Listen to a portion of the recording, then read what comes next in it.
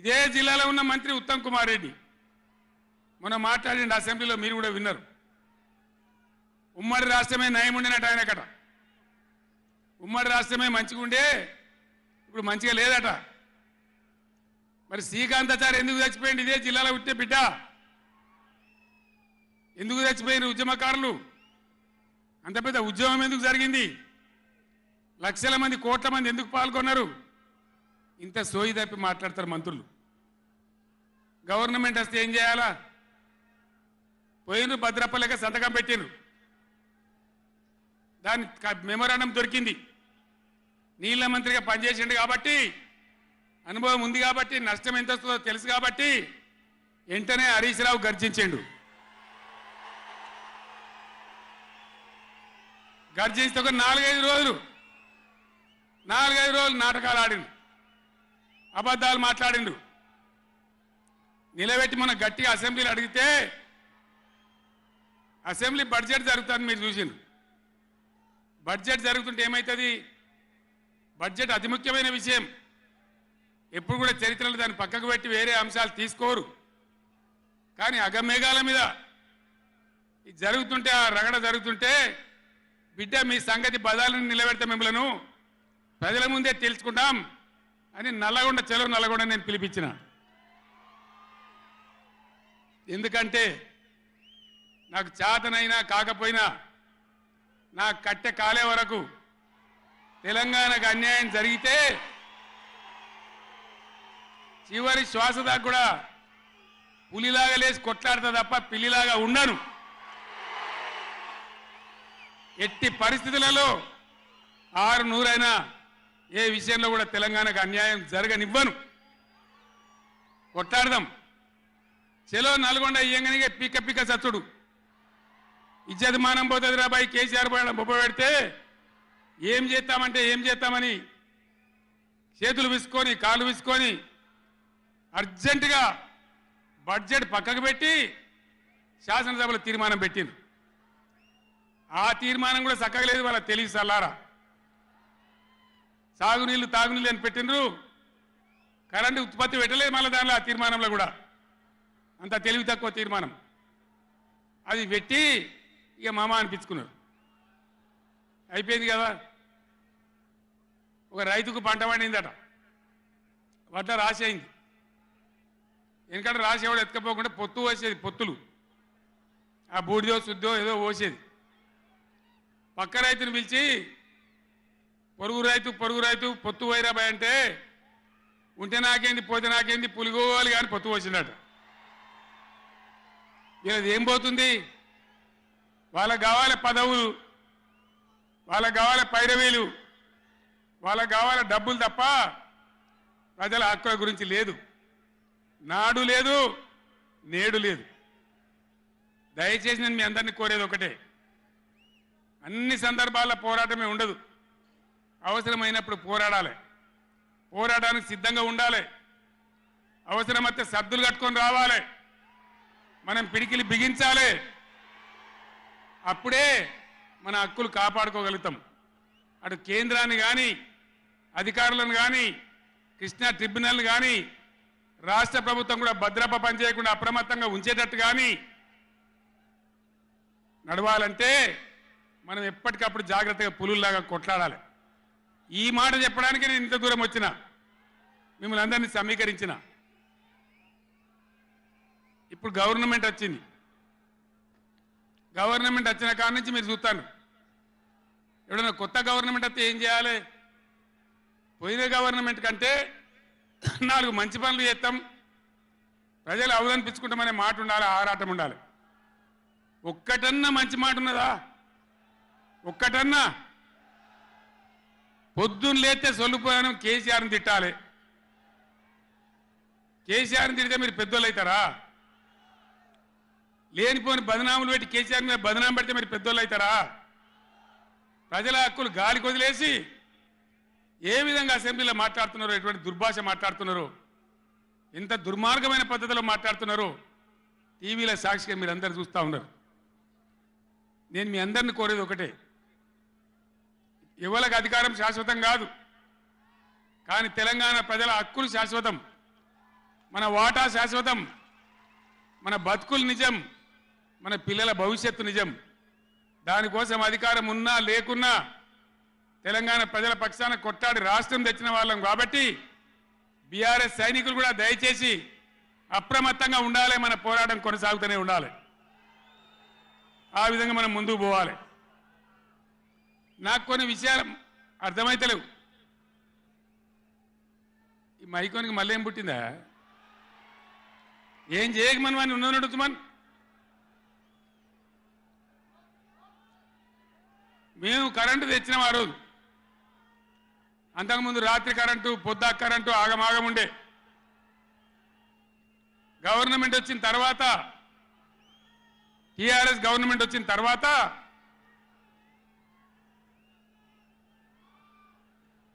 ఇంకేమైనా రోగమా, బీమారే? అరే బాబు, ఉన్నదంటే ఉంచరా మైకు, ఏం మాట్లాడక, ఏం చేయకు, నువ్వేం చదరకు. దాన్ని కరెంటు తెచ్చినాం. ఒక 7-8 నెలల్లో కరెంటు బాగా చేసి ఏడాది అర్థం నుంచి 24 గంటల కరెంటు ఇచ్చినాం రైతాంగానికి. మీరందరూ సంతోషంగా నడింట్లో పడుకొని పంటలు పండించారు. పాములు గర్వంగా, తేలు గర్వంగా బాయిల కాడికి పోలే. కేసీఆర్ పోగానే, కేసీఆర్ గవర్నమెంట్ పోగానే కట్కేసినట్టే బంద్ అవుతుంది ఆ కరెంటు. నేను 9 ఏళ్ళు ఇచ్చిన కరెంటు ఏం రోగమైంది? ఏం దానికి ఏమైనా మాయ రోగం వచ్చిందా? యాడికి బాయా కరెంటు? ఎటు బాయే? దద్దమ్మల రాజ్యం ఉంటే గట్లనే ఉంటుంది. చాతగాని చవటల రాజ్యం ఉంటే గట్లనే ఉంటుంది. వాళ్ళు ఉన్నంత మాత్రాన మనం నర్వస్ కావద్దు. ఎక్కడికక్కడ నిలదీయాలి. ఏమైందిరా బిడ్డ నా కరెంట్ అని అడగాలి. ఇవాళ నేను ఒక మాట కుల్లా చెప్తున్నా. మొన్నటిదాకా నడిచిన కరెంటు కాకుండా ఇదే మిర్యాలగూడ నియోజకవర్గంలో దామరచర్ల మండలంలో 4000 మెగావాట్ల పవర్ ప్లాంట్ కట్టినాం. ఇదే జగదీష్ రెడ్డి గారి నాయకత్వంలో. అయిపోయినాయి. 80% పనులు అయిపోయినాయి. 90% అయిపోయినాయి. అది కష్టపడి చేసేస్తే 2-3 నెలలు తిప్పల పడితే 4000 మెగావాట్ల పవర్ వస్తుంది. రామగుండంలో ఆనాడు మొదలుపెట్టినటువంటి ఎన్టీపీసీ పవర్ వచ్చేసింది. ఆల్రెడీ 800 మెగావాట్లు వచ్చింది. ఇంకో 800 మెగావాట్లు రాబోతా ఉంది. అంటే ఆనాడు నేను నడిపినాడు ఉన్నదానికంటే 5600 మెగావాట్ల పవర్ కరెంటు ఎక్కువ ఉండంగా కూడా వీళ్ళకి ఏం రోగం పుట్టింది? కరెంటు ఎందుకు ఇస్తలేరు? ఎందుకు తిప్పల పెడుతున్నారు? బిడ్డ అయ్యేలా చెలో నల్గొండతోనే ఆపం.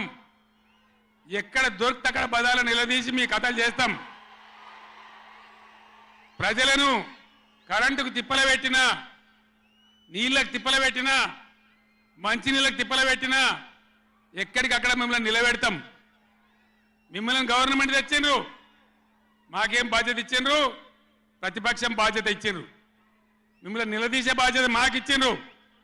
కాబట్టి ఎక్కడికక్కడ మిమ్మల్ని నిలదీస్తాం తప్ప వదిలిపెడతామనేటువంటి దానిలో ఉండొద్దు. ప్రజలకు తప్పు చేయొద్దు. నేను హెచ్చరిస్తా ఉన్నా ఈ రాష్ట్ర ప్రభుత్వాన్ని. ఏ విధంగా బీఆర్ఎస్ గవర్నమెంట్ ఇచ్చిందో వెంటనే కరెంటు పునరుద్ధరించాలి. ఆ విధంగా మొత్తం రాష్ట్రానికి, రైతాంగానికి కరెంటు ఇవ్వాలి. కానీ వీళ్ళ వ్యవహారం ఎట్లున్నది? చరిత్రలో ఏమీ లేదు. అసెంబ్లీలో తెచ్చి జనరేటర్ పెట్టి వీళ్ళ తెలివికి అసెంబ్లీలోనే మొన్న మనోళ్ళు మీటింగులు తిరుగుతుంటే ఒక మీటింగ్ మాట్లాడుతుంటే 7 మాటలు పోతుంది కరెంటు. నల్గొండలో జగదీష్ రెడ్డి మాట్లాడుతుంటే 7 సార్లు పోతుంది కరెంటు. ఏం మాయ రోగం వచ్చింది? మీకు తెలివి లేక, నడపరాక, చాతగాక ఇలా మంది మీద బదనాం పెట్టి బతుకుదాం అనుకుంటున్నారా? అట్లా కాదు బిడ్డ, జాగ్రత్త. బతకనీయం, ఎంబడబడతాం, వేటాడతాం.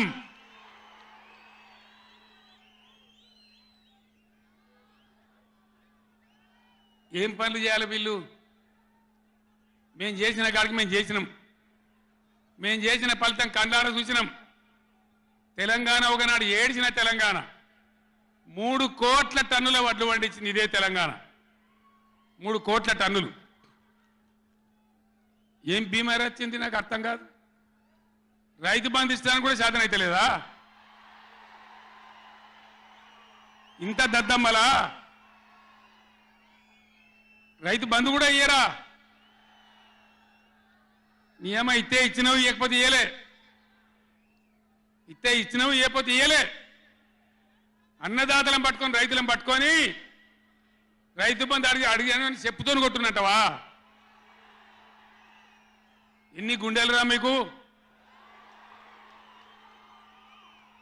ఎట్లా మాట్లాడతారు? కండకావరమా? కన్ను నెత్తికొచ్చినాయా? ప్రజలని నానేది అట్లా. ఒక్క మాట చెప్తున్న జాగ్రత్త. నోడు దురిసి మాట్లాడటోలారా, చెప్పులు పంటలు పండించే రైతులకు కూడా ఉంటాయి.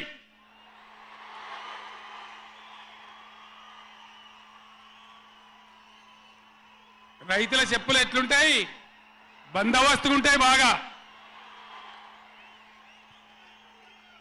రైతుల చెప్పులు ఎట్లుంటాయి? బందోబస్తుగా ఉంటాయి, గట్టిగా ఉంటాయి. ఒక్కటే చెప్పు దెబ్బతో మూడు పళ్ళు ఊసిపోతాయి. దానికోసమైనా మీరు అడిగేది? ఇది మర్యాదనా? ఇది గౌరవమా? ప్రజలను గౌరవించే పద్ధత? నీకు చేత కాకపోతే మాఫీ చేయండి, జరగని వెనుక చరిత్ర అని చెప్పాలి. వెళ్తలేదు అని చెప్పాలి, మాకు చేయలేదు అని చెప్పాలి. కానీ అడిగిన చెప్తోని కొట్టాలి. కేసీఆర్ సెలవు నల్గొండ అంటే కేసీఆర్ను తిరగనీయం. ఇంత మోగోళ్ళ కేసీఆర్ను తిరగనియారట. తెలంగాణ తెచ్చిన కేసీఆర్నే తిరగనియారా? ఏం చేస్తారు? చంపేస్తాడద్దా? చంపుతావా? దా వ్యాపారం చంపుతావుదా? కేసీఆర్ని చంపి మీరు ఉంటారా? ఇది పద్ధత? ప్రతిపక్ష పార్టీ తప్పకుండా ప్రజల సమస్యల మీద వస్తుంది, ప్రజల మధ్య అడుగుతుంది, వాదన చెప్తుంది. నీ దమ్ముంటే మేము చేసిన దానికన్నా ఇంకా మంచిగా చేసి చూపి. కరెంటు మంచిగా ఇచ్చి చూపి. ఆగమాగం అడివడి ఇష్టం వచ్చినట్టు ఏం చేయాలి? అలా పాలమూరు ఎత్తిపోతల పూర్తి చేయాలి, దాని గురించి మాట లేదు. ఖమ్మంలో సీతారామ ఎత్తిపోతల పూర్తి చేయాలి, దాని గురించి ముచ్చట లేదు. ఇంకా గురుకులాలు ఎక్కువ పెట్టాలి పేద పిల్లల గురించి, ఆ ముచ్చట లేదు. కరెంటు మంచిగా ఇవ్వాలి, ఆ ముచ్చట లేదు. మంచినీళ్ళు రావాలి మంచిగా. రాష్ట్రంలో చాలా దిక్కువ తిప్పలైతా ఉన్నది, పట్టించుకునే నాతులు లేడు. ఇంత మాయలమే ఇవన్నీ మాయం చేసి బలాదురుగా తిరుగుతామనుకుంటున్నారా? తిరగని ఇయ్యం, జాగ్రత్త అని చెప్తా ఉన్నా. తప్పక నిలదీస్తాం, ఎండగడతాం. ఇంకో మాట, ఈ ప్రభుత్వాన్ని ఈ నల్లగొండ సభ నుంచి నేను హెచ్చరిస్తా ఉన్నా. ఇవాళ గోదావరికి ప్రధానమైన ఉపనదే ప్రాణహిత నది. ఇవాళ కూడా 5,000 క్యూసెక్లు నీళ్ళు వస్తూ ఉన్నాయి. అవి ఎత్తిపోయాలి, ఎల్ఎండి ఎంఎండి నింపాలి, రైతులకు నీళ్ళు ఇవ్వాలి. కానీ ఏం చేస్తాను? మేడిగడ్డ పోతాము, బూరుగడ్డకు పోతాం, బొందలగడ్డకు పోతాము. ఏ తోకమట్టున్నది మేడిగడ్డ అక్కడ.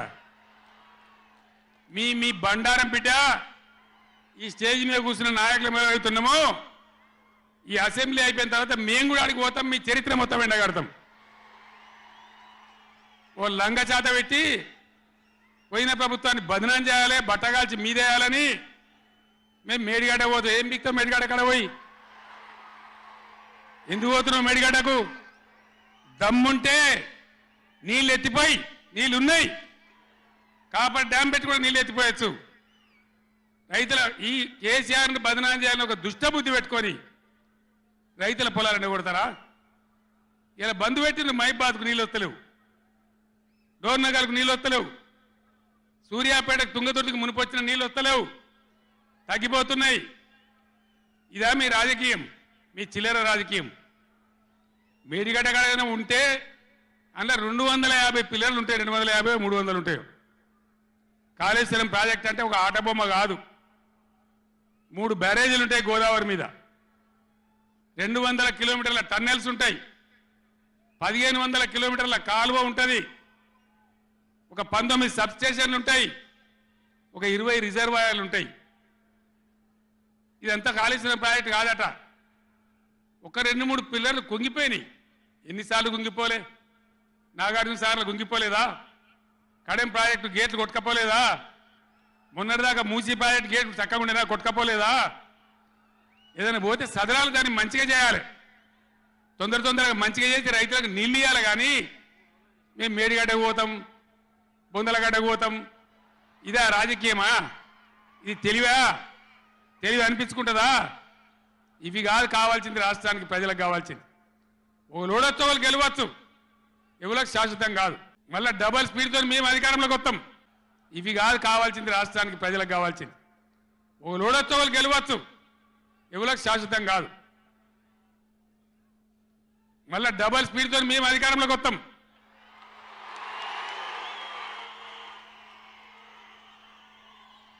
అప్పుడు మేం గిట్లే మాట్లాడన్నా, ఈ పద్ధతి అనుసరించానా? మిగిలితారా మీరు నశంలకు కూడా? ఈ అహంకారంతో, దుర్మార్గమైన విధానంతో నదుల నీళ్ళ మీద నీకు అవగాహన లేదు. నన్ను అడగనట్టు నేను చెప్పు కదా, అధికారం రావాలి, ఎన్ని అబద్ధాలైనా చెప్పుదాం, ఇష్టం నోటికి వచ్చింది చెప్పింది. ఇలా కొత్తగా మొదలుపెట్టిన దుకాణం కూడా కొత్తగా నేను ఇంతకుముందు చూసిన పేపర్లలో, సోషల్ మీడియాలో చూసిన నేను.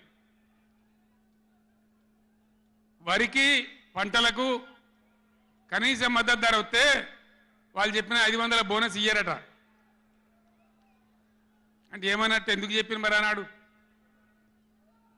మద్దతు ధర రాలేదా? కేసీఆర్ గవర్నమెంట్ అప్పుడు వడ్లని కొనలేదా? డబ్బులు బ్యాంకులో వల్లేదా? మరి ఇవాళ 20 ఏమైంది? అదే ఆఫీసర్లు కదా, అదే ప్రభుత్వ వ్యవస్థ కదా, అదే కలెక్టర్లు కదా, ఎక్కడికి పోయినరు? ఏం చేస్తున్నారు? మీ దొంగ మాటలతో, నంగనాచి మాటలతోని ఇతరుల మీద అబాండాలేసి ఏదో తప్పించుకుంటామంటే నడవది బిడ్డ, జాగ్రత్త. మునుపు జరిగినట్టే జరగాలి, ఇంకా మంచిగా జరగాలి. కానీ చెడ్డగా జరిగితే జరగనీయం, మిమ్మల్ని నిద్ర కూడా పోనీయమని నేను చెప్తా ఉన్నా. అట్లా కొట్లాడతాను తప్ప ఊకోము. కృష్ణా జలాలలో, అటు గోదావరి జలాలలో తెలంగాణ రాష్ట్రానికి రావాల్సిన సంపూర్ణమైన వాటా వచ్చేదాకా బీఆర్ఎస్ కొట్లాడుతుంది. ఇలా అసెంబ్లీలో తీర్మానం చేయగానే కాదు, అఖిల పక్షం తీసుకొని పోవాలి ముఖ్యమంత్రి. అధికార పార్టీ అన్ని పార్టీల రాజకీయ నాయకులను ఢిల్లీకి తీసుకొని పోవాలి, ప్రధానమంత్రిని నిలదీయాలి. మా వాటా మాకు వస్తే తప్ప ఊరుకోమని చెప్పాలి. ఆ చెప్పేదాకా మనం కూడా ఎంబడ పడాలి. ప్రజా ఉద్యమాలు ఉంటేనే ప్రభుత్వాలు అప్రమత్తంగా ఉంటాయి, జాగ్రత్తగా ఉంటాయి. కాబట్టి ఈ దొంగ నాటకాలు మానుకొని పాలమూరు ప్రాజెక్ట్ ఎట్లా చేయాలో ఆలోచన చేయండి. మంచి కరెంట్ ఎట్లా చేయాలో ఆలోచన చేయండి. మీరు గెలిచిన ఉండండి, 5 ఏళ్ళ అధికారంలో ఉండండి, మాకు అభ్యంతరం లేదు. వాస్తవానికి నేను 24 ఏళ్ళ కొట్లాడబట్టి దమ్ము లేకుండా ఒక పూట కూడా లేకుండా చేసిన. సరే అపోజిషన్కి వచ్చినాం కదా, 4 రోజులు ఆరాం తీసుకుందాం అనుకున్నా. కానీ ఏం చేసిండ్రు? నల్లముఖం పిలివై చచ్చిపోయిన ఎలకని పట్టిందట. గవర్నమెంట్కి వచ్చుడే కృష్ణా నీళ్ళను ఉంచబోయి కేఆర్ఎంబీకి అప్పచెప్పింది. కట్ట మీద మొత్తం రిజర్వ్ పోలీసులు ఉన్నారు. ఇప్పుడు మంచినీళ్ళకు కూడా సిప్పబట్టి అడుకోవాలి. శ్రీశైలంలో కట్కాన్ చేసి కరెంటు ఉత్పత్తి చేయాలంటే వాడిని అడుకోవాలి సిప్పబట్టుకొని. మనకున్న అధికారాన్ని ఉంచబోయి 9.5 ఏళ్ళు నేను కాపాడిన. నన్ను కూడా బెదిరించారు. కేసీఆర్ ని గవర్నమెంట్ తీసేస్తాం, రాష్ట్రపతి పరిపాలన పెడతామన్నారు. పెట్టు దమ్ముంటే చూద్దామని చెప్పిన నేను. కానీ చెప్పలే.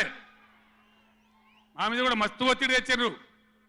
ఎప్పటికప్పుడు లెటర్లు రాసుకుంటూ బోధన చేసుకుంటూ పార్లమెంట్లో మన ఎంపీలు మేము కొట్లాడి ఆపినాం. కానీ చెప్పలే. ఇలా వీళ్ళు చెప్పిండ్రు. మొన్న మన ఎంపీలు పోయినరు, రామా నాగేశ్వరరావు గారు, రంజిత్ రెడ్డి గారు, కేశవరావు గారు అందరు పోయినరు. చివరి మాట చెప్తున్నాను నేను. పోయా మంత్రిని కలిసి ఏమయ్యా గట్టెట్లు ఇచ్చినావు, నువ్వు ఎట్లా తీసుకుంటావు, నువ్వు కేఆర్ఎంబి నాగార్జున సాగర్ మా చేతులున్న ప్రాజెక్ట్ నువ్వెట్లా తీసుకున్నావు అని అడిగితే మీ గవర్నమెంట్ వచ్చింది ఒప్పుకొని పోయిందండి, మరి మీరు బీఆర్ఎస్ వచ్చేమో ఇట్లా అంటున్నారు వాడు మాట్లాడి ఉన్నది ఉన్నట్టు కుండ బద్దలు కొట్టిండు. మన ఎంపీల ముఖం మీదనే చెప్పిండు, మీ తెలంగాణ గవర్నమెంట్ వచ్చి ఒప్పుకొని పోయింది, మరి మీరు బీఆర్ఎస్ వచ్చి వద్దంటుండ్రు, ఇదేం కథ అని మాట్లాడండి.